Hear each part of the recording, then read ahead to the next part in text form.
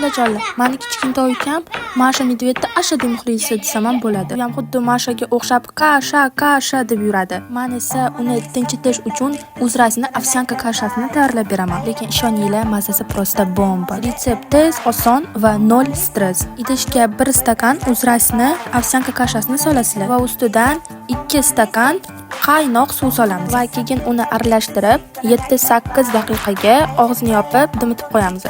Sursuriman qizlar, dimlab qo'yamiz va keyin 1 stakan sut solamiz va yana aralashtirib olamiz va keyin 1 osh qoshiq shakar va 1 chimdim tuzni solib, ustidan yana saryog'i solib, yana aralashtirib olamiz va ovsyankali kashamiz tayyor. Uzrasning kashalari rostdan ham zo'r, mazali, sifatli, plus ularda faqat ovsyanka emas, manna kasha ham bor. Kichkintoylar uchun super.